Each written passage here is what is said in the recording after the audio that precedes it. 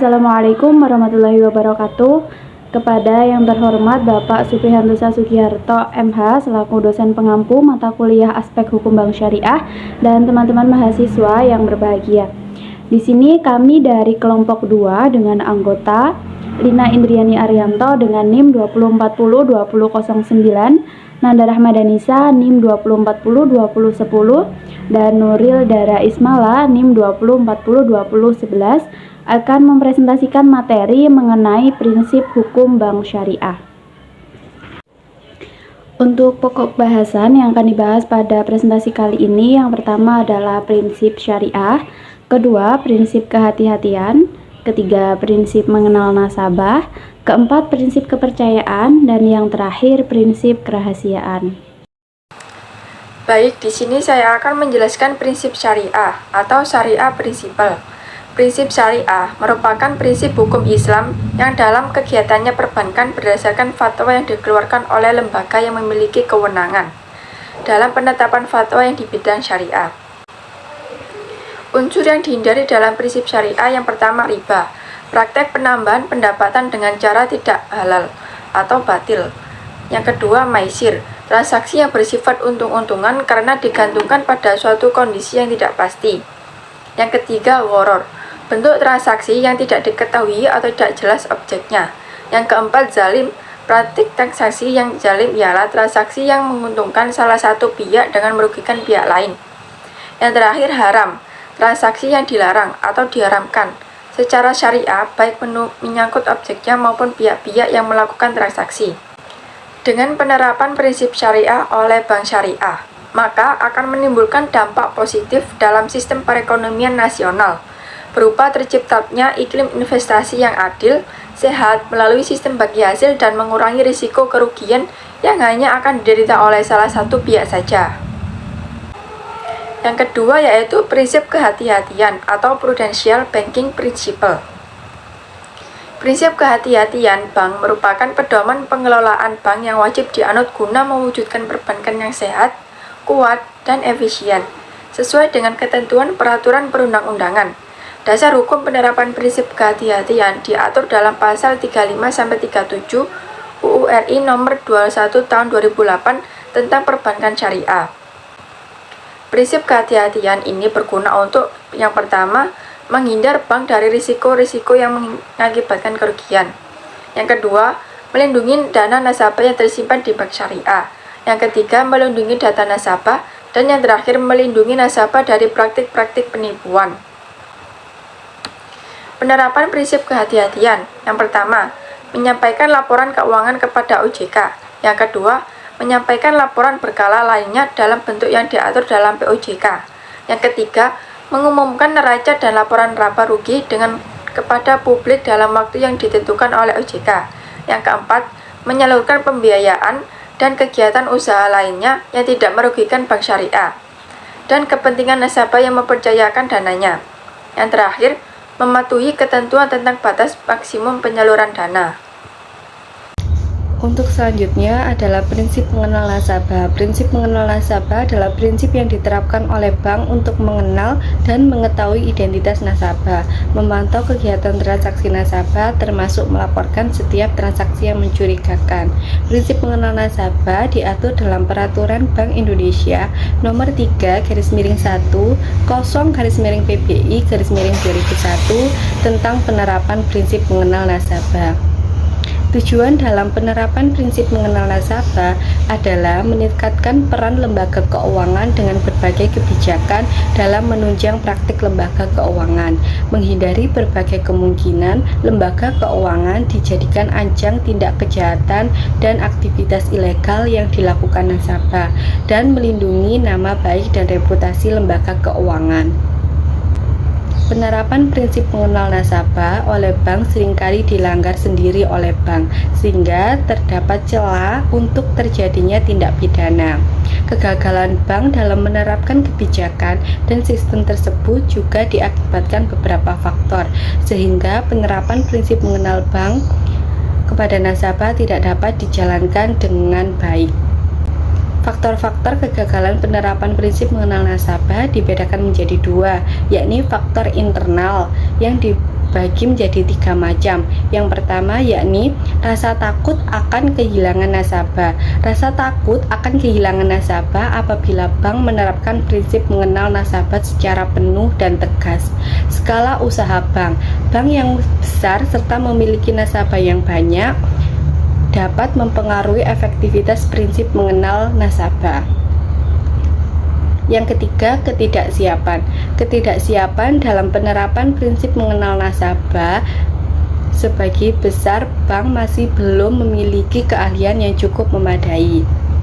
Yang kedua, faktor eksternal. Faktor eksternal yakni tidak adanya perhatian dari nasabah terhadap peraturan prinsip mengenal nasabah yang diterapkan oleh bank.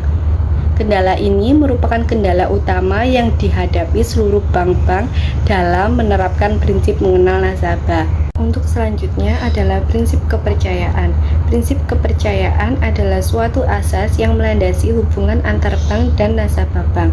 Bank berusaha dari dana masyarakat yang disimpan berdasarkan kepercayaan, sehingga setiap bank perlu menjaga kesehatan banknya dengan tetap memelihara dan mempertahankan kepercayaan masyarakat.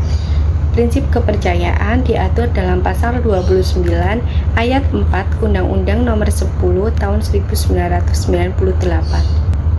Kepercayaan nasabah terhadap bank sangat penting untuk kemajuan bank tersebut di masa yang akan datang, karena pada dasarnya bank hanyalah sebagai lembaga perantara antara nasabah simpanan atau tabungan yang memiliki kelebihan dana dengan nasabah kredit yang memerlukan pinjaman dana. Definisi kepercayaan sendiri atau bisa disebut dengan trust dibedakan menjadi 6. Yang pertama, trust adalah keyakinan bahwa kata atau janji seseorang dapat dipercayai dan akan memenuhi kewajibannya dalam sebuah hubungan pertukaran. Trust akan terjadi apabila seseorang memiliki kepercayaan diri dalam sebuah pertukaran dengan mitra yang memiliki integritas dan dapat dipercaya. Yang ketiga, trust adalah kemauan seseorang untuk peka terhadap tindakan orang lain. Yang keempat, trust adalah wilayah psikologis yang merupakan perhatian untuk menerima apa adanya berdasarkan harapan terhadap perhatian atau perilaku yang baik dari orang lain. Yang kelima, trust adalah kemauan untuk membuat dirinya peka pada tindakan yang diambil oleh orang yang dipercayainya berdasarkan pada kepercayaan dan tanggung jawab. Dan yang terakhir, trust adalah penilaian hubungan seseorang dengan orang lain yang akan melakukan transaksi tertentu menurut harapan orang kepercayaannya dalam suatu lingkungan yang penuh ketidakpastian. Untuk yang selanjutnya adalah prinsip kerahasiaan. Nah, dalam menjalankan kegiatan operasionalnya, hubungan kerja antara bank syariah dan nasabah selain dilandasi dengan prinsip kepercayaan, juga dilandasi dengan prinsip kerahasiaan. Bank syariah perlu menjaga kerahasiaan informasi dan data nasabahnya. Rahasia bank merupakan segala sesuatu yang berhubungan dengan keterangan mengenai nasabah penyimpan serta simpanannya.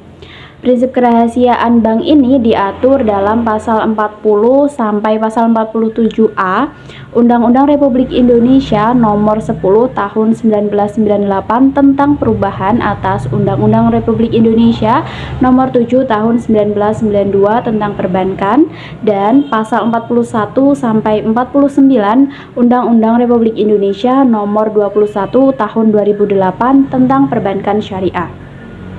Bank syariah serta pihak terafiliasi wajib untuk merahasiakan semua keterangan mengenai nasabah penyimpan serta simpanannya dan nasabah investor serta investasinya. Akan tetapi, meskipun kerahasiaan nasabah dan simpanannya dijamin oleh bank syariah sesuai dengan amanat undang-undang, namun tidak berarti bahwa rahasia bank dapat dijadikan sebagai alat untuk melindungi pelaku kejahatan. Kewajiban bank syariah dalam menjaga kerahasiaan bank dikecualikan dalam beberapa hal, antara lain, yang pertama, kepentingan penyidikan tindak pidana perpajakan atas permintaan tertulis dari Menteri Keuangan. Yang kedua, kepentingan peradilan dalam perkara pidana atas permintaan polisi, jaksa, hakim, atau penyidik lainnya setelah melalui permintaan tertulis dari Kepala Kepolisian Negara Republik Indonesia, Jaksa Agung, Ketua Mahkamah Agung, atau pimpinan instansi yang diberikan kewenangan dalam melakukan penyidikan. Yang ketiga, perkara perdata antara bank syariah dan nasabahnya. Nah, dalam hal ini Direksi Bank Syariah dapat menginformasikan kepada pengadilan tentang keadaan keuangan nasabah yang bersangkutan dan keterangan lain yang berkaitan dengan perkara perdata yang dimaksud. Keempat, tukar-menukar informasi antar bank. Ketentuan mengenai tata cara tukar-menukar informasi antar bank diatur dalam peraturan OJK. Tukar-menukar informasi antar bank diperbolehkan dengan tujuan untuk memperlancar dan mengamankan kegiatan usaha bank, antara lain guna mencegah kredit rangkap serta mengetahui keadaan dan status dari suatu bank yang lain. Nah, dengan demikian, bank dapat menilai tingkat risiko yang dihadapi sebelum melakukan suatu transaksi dengan nasabah atau dengan bank lain. Yang kelima, atas permintaan persetujuan dan kuasa dari nasabah penyimpan atau nasabah investor. Yang keenam, guna keperluan bagi ahli waris yang sah apabila nasabah penyimpan atau nasabah investor telah meninggal dunia. Bank syariah harus mampu menjaga kerahasiaan data nasabahnya agar bank syariah dapat menjadi bank yang dipercaya oleh masyarakat. Meskipun demikian, bank syariah dapat mengecualikan kerahasiaan data bank sesuai dengan peraturan perundang-undangan yang berlaku. Baik, itu tadi presentasi dari kelompok kami. Mohon maaf apabila ada kesalahan baik disengaja maupun tidak disengaja. Sekian, wassalamualaikum warahmatullahi wabarakatuh.